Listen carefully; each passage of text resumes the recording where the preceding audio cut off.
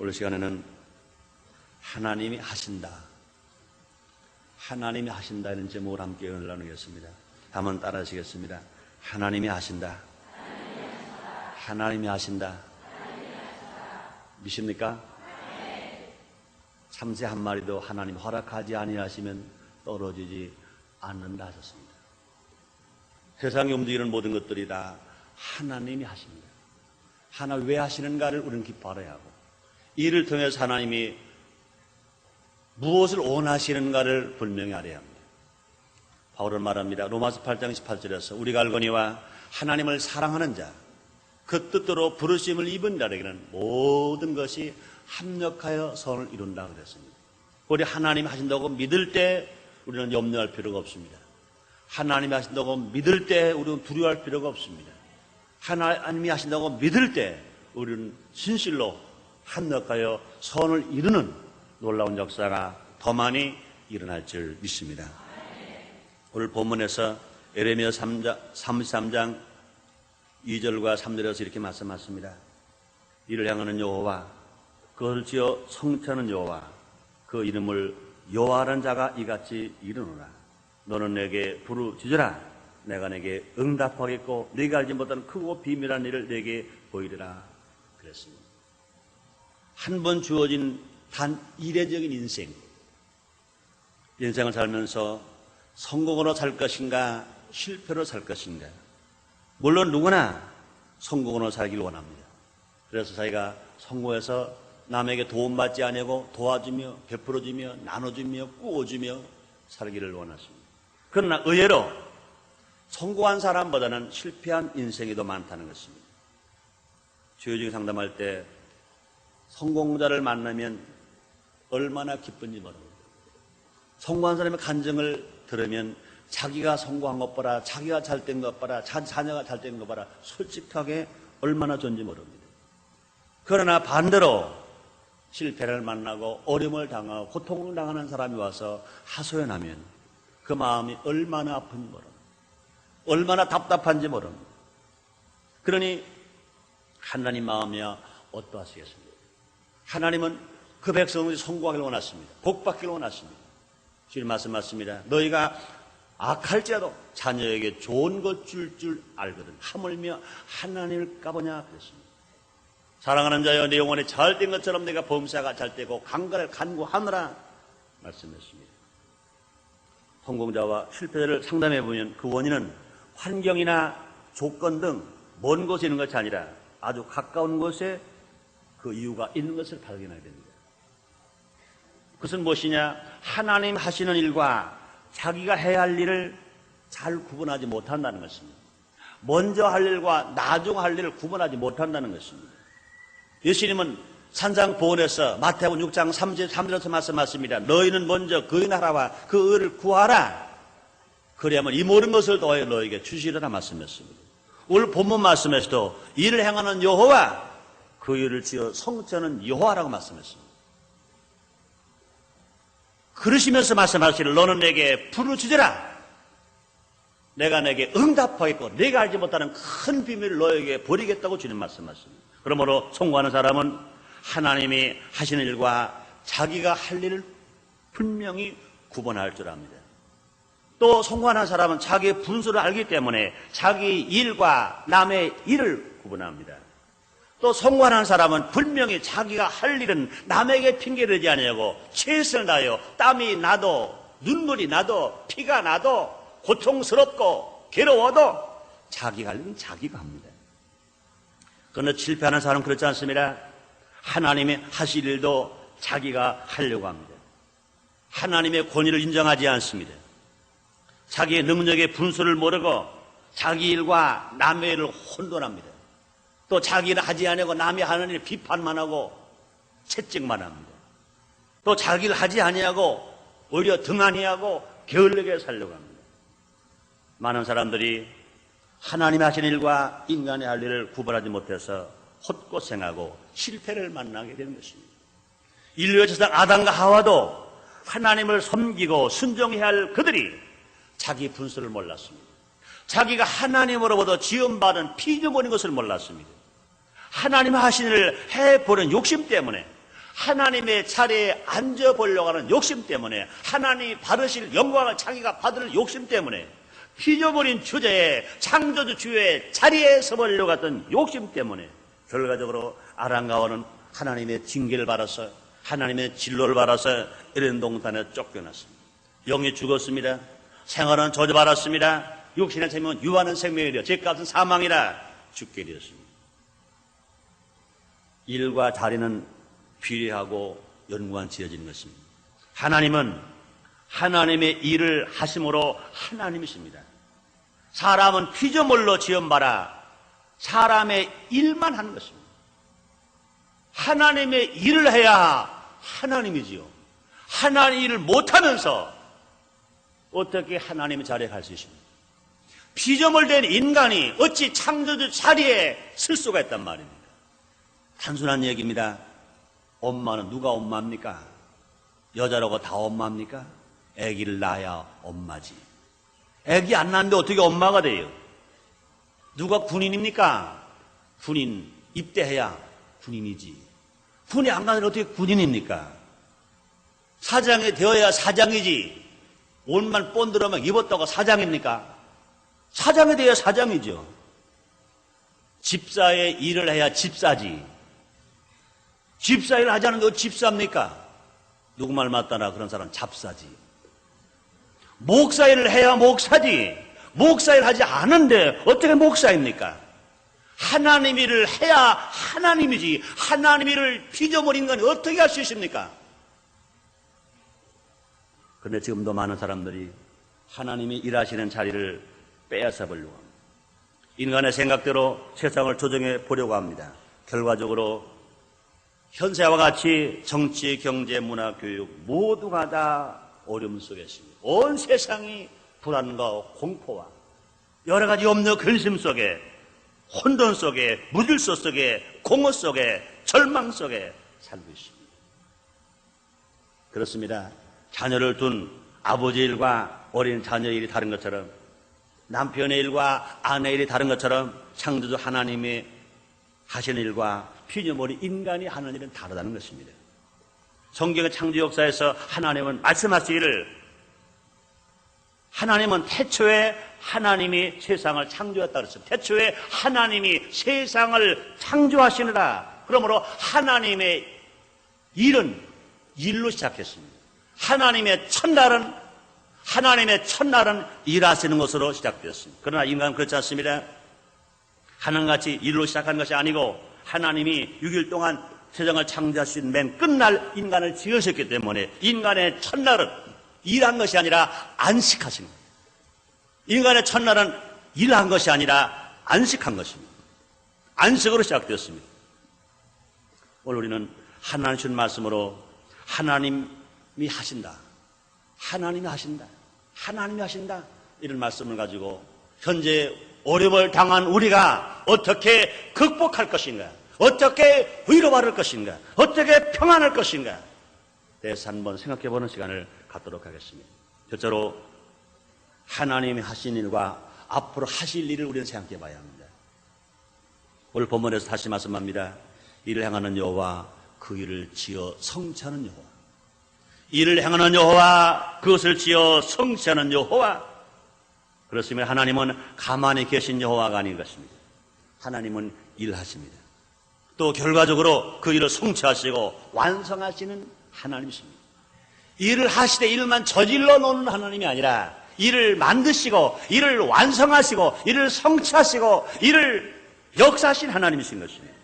그렇습니다. 어떻게 하셨습니까? 제일 첫 번에 세상의 창조도요, 하나님은요 사람의 도움이 없이 성부, 성자, 성령, 삼위일체 하나님께서 단독으로 일하셨습니다. 에덴 동산을 창조하실 때 아담의 손을 빌렸나요? 아담이 하다못해 물이라도 떠오라고 심부름도 했나요? 아무것도 하지 않았습니다. 하나님 혼자 하셨습니다. 첫째 날 하나님은요 빛을 창조하셨습니다.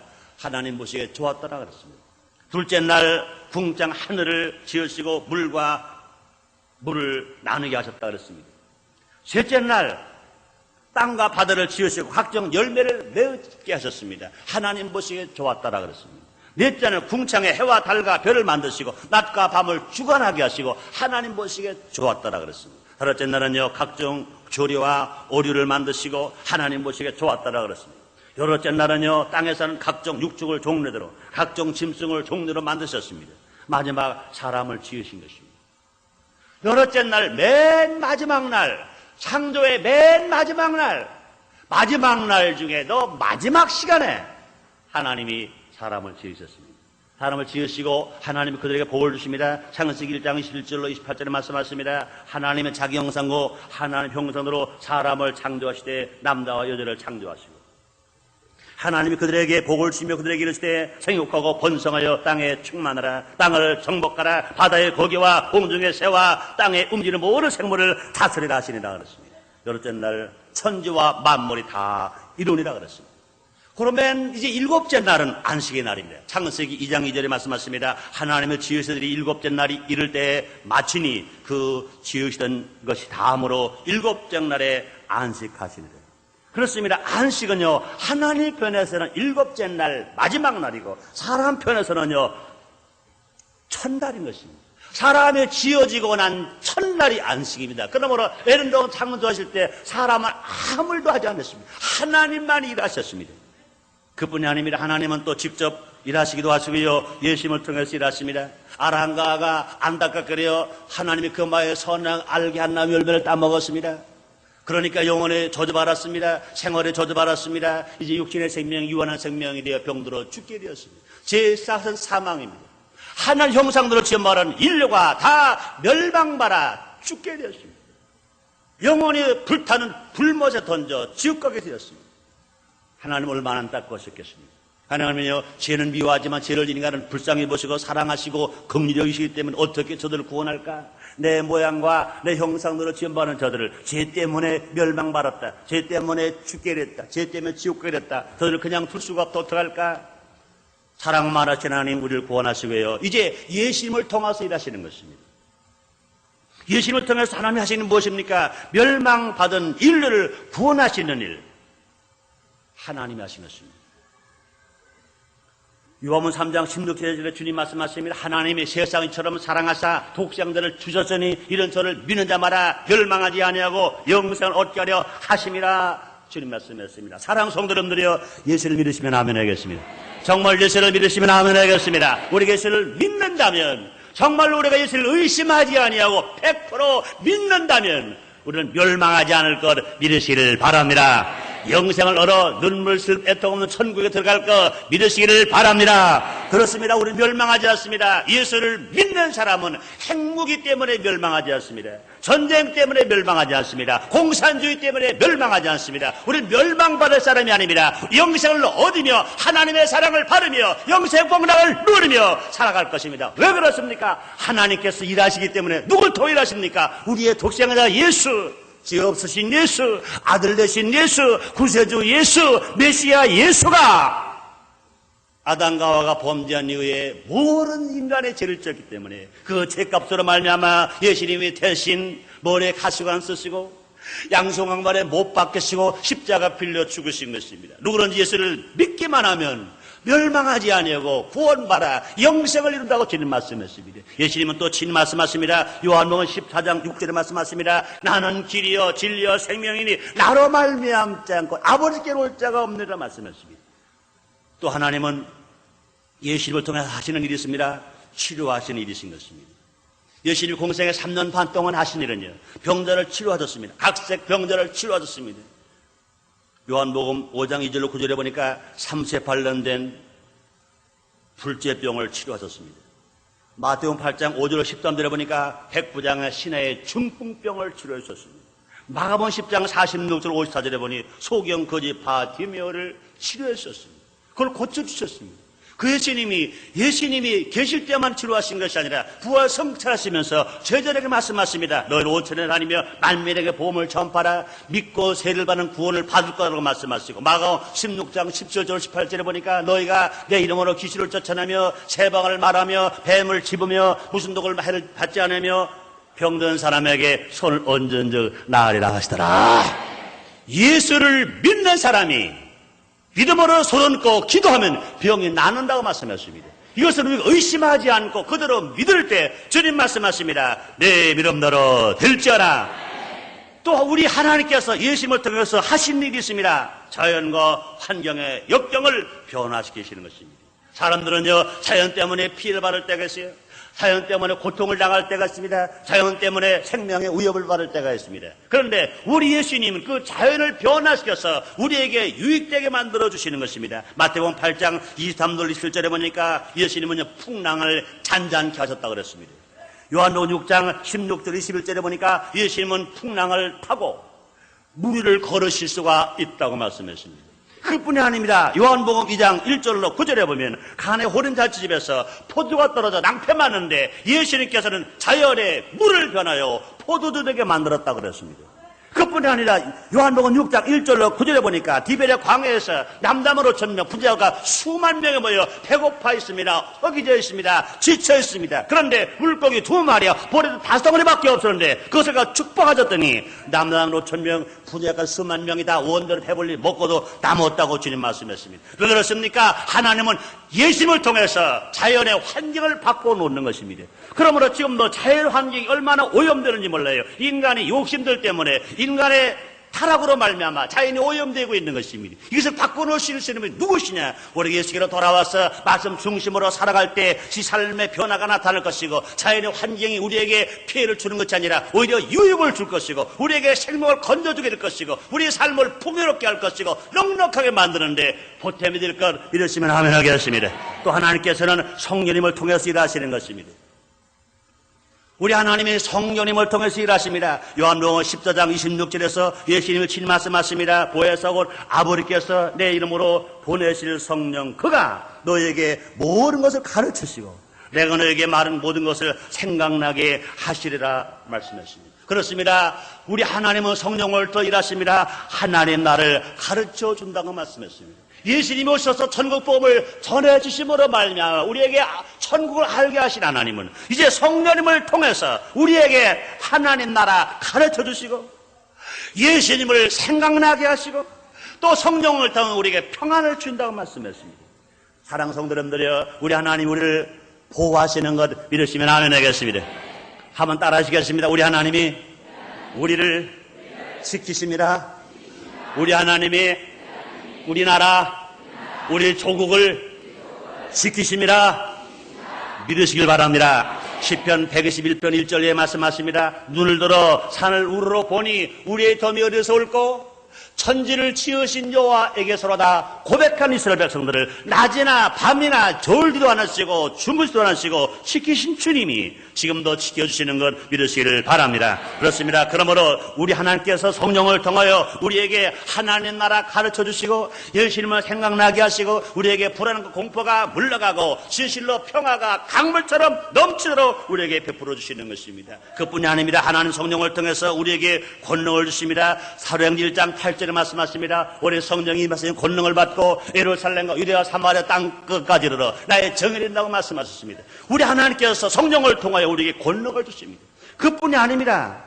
우리 하나님은 성령을 통하여 우리에게 소망을 주십니다. 사도행전 2장 17절에 말씀하십니다. 성령이 남정과 여정의 말세에 물부터 부어진다고 그랬습니다. 성령이 임하면 젊은이가 자녀가 예언하고 젊은이가 환상을 보고 늙은이가 꿈을 꾼다고 주님 말씀했습니다. 사랑하는 성도 여러분들이요, 우리가 예수를 믿고 성령 충만한 바람에 하나님께서 성령을 통해 우리에게 꿈을 주시고 소망을 줍니다. 이 세상 살아가는데 우리에게 필요한 것이 뭡니까? 꿈이요 소망인 것입니다. 행복이 두렵지 않습니다. 북한의 공산당 두렵지 않습니다. 우리에게 천국에 소망이 있고 하나님 나라 소망이 있기 때문에 꿈과 소망을 가지고 살아가는 우리들은 넉넉하게 이길 수 있는 것 믿으시길 바랍니다. 무서운 것은 북한의 행복이 아닙니다. 우리 마음속에, 국민 마음속에 소망이 있느냐, 꿈이 있느냐, 자신감이 있느냐, 용기가 있느냐, 이게 문제인 것입니다. 우리가 예수 믿고 공부하는 우리에게 우리 하나님 지금도 일하십니다. 성령을 통하여 꿈을 주시고 성령을 통하여 소망을 주시고 성령을 통하여 이름과 용기를 주시기 때문에 이 소망과 꿈을 가지고 살아갈 때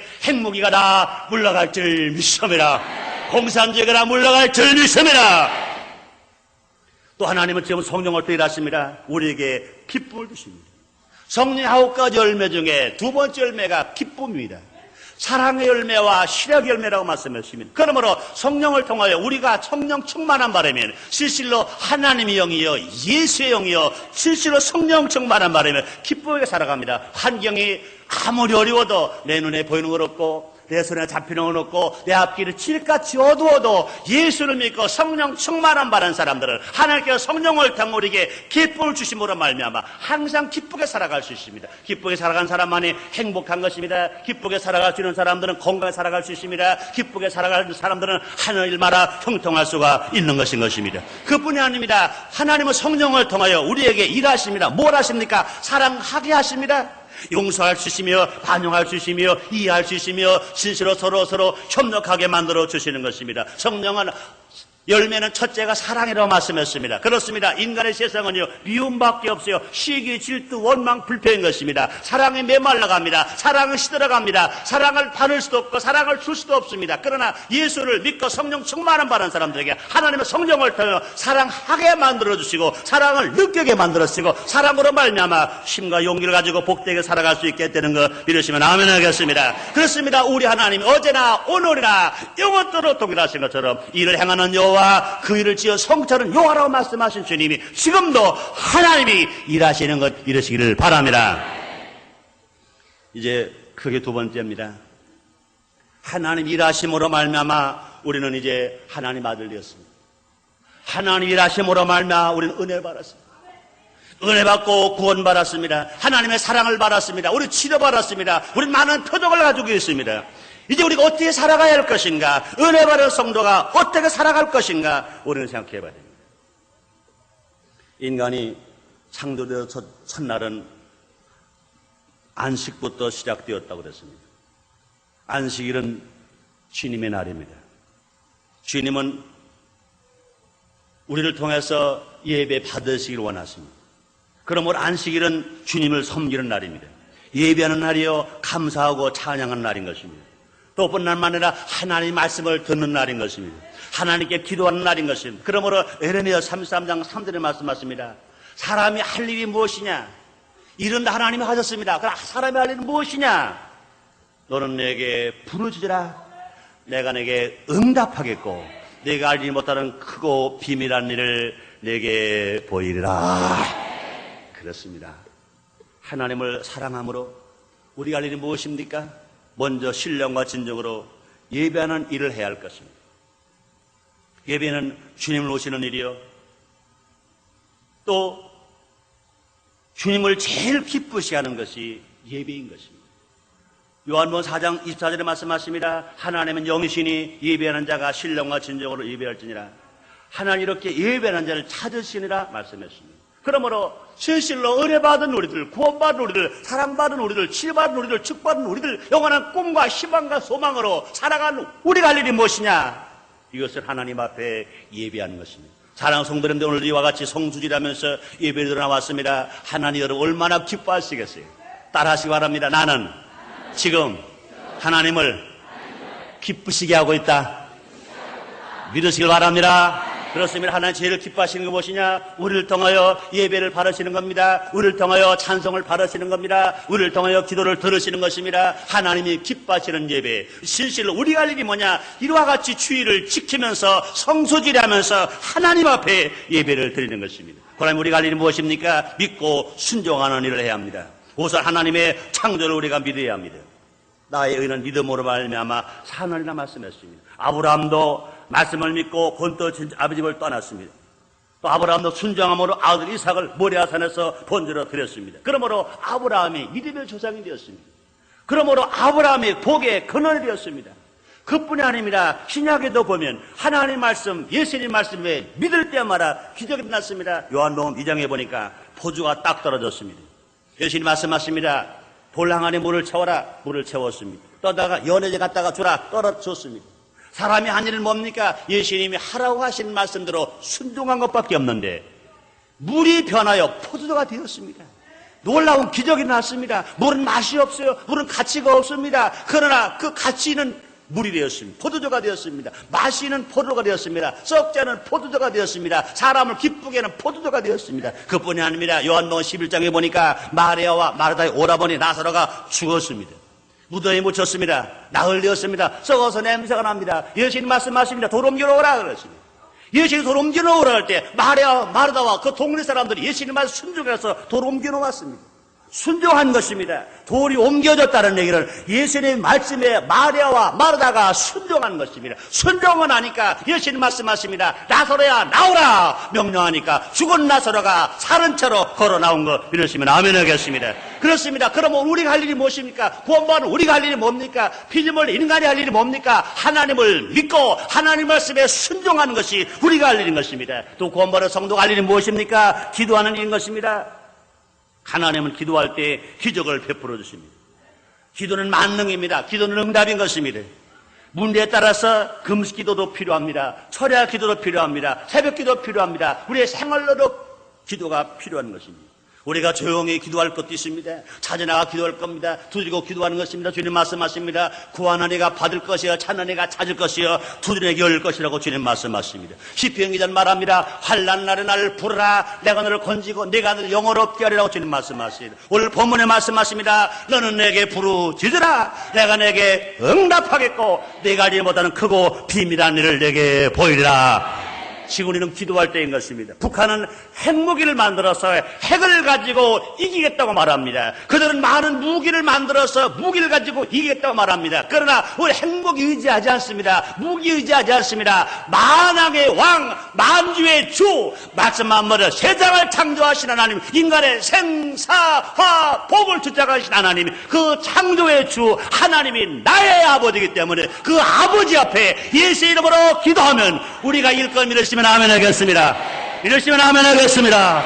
그러므로 주님도 우리에게 말씀하십니다. 너는 내게 부르짖으라. 내가 내게 응답하겠고 내가 하지 못하는 큰 비밀을 내게 보이리라. 그렇습니다. 북한의 김일성이가 비밀을 쓰지 모릅니다. 그러나 그것은 문제가 아닌 것입니다. 행복이 두렵지 않습니다. 우리가 하나님을 절대적으로 믿고 예수 이름으로 기도하는 것입니다. 기도하는 나라 망하지 않습니다. 기도하는 가정은 파괴되지 않습니다. 기도하는 개인은 절대로 실패하지 않습니다. 누가 이길 수 있습니까? 기도하는 것인 것입니다. 지금은 기도할 때인 것입니다. 개인도 기도해야 됩니다. 가정도 기도해야 됩니다. 직장도 기도해야 됩니다. 교회도 기도해야 됩니다. 나라가 기도해야 합니다. 다 기도해야 됩니다. 온 국민 돈 있는 사람이나 없는 사람이나 배운 사람이나 못 배운 사람이나 지구가 있는 사람이나 없는 사람이나 대통령이나 국무위원이나 국회의원이나 군인이나 경찰이나 공무원이나 사장이나 종업원이나 스승이나 제자나 할 것 없이 모두 하라. 하나님 앞에 나와서 온 백성이 무릎을 꿇고 부르짖을 때 이 나라의 살 길이 열린다고 믿으시면 아멘 하겠습니다.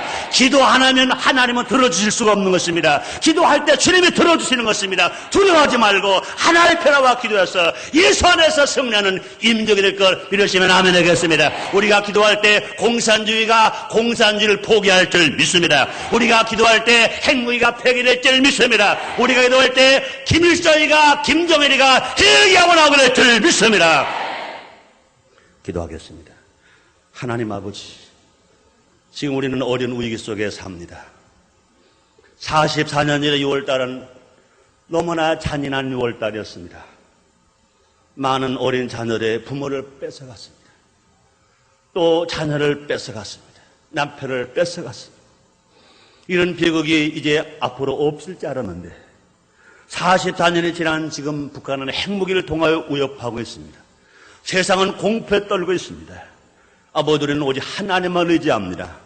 우리는 미국도 의지하지 않습니다. 일본도 의지하지 않습니다. 중국도 의지하지 않습니다. 하나님만 의지합니다. 하나님을 일하시는 분, 하나님은 정말 좋으신 분, 우리를 구원하신 분, 우리를 치료하시고 축복하신 분, 아버지여 지금도 일하시는 하나님께 간절히 간구하며 기도를 합니다. 아버지여 기도를 쉬지 않게 하여 주옵소서.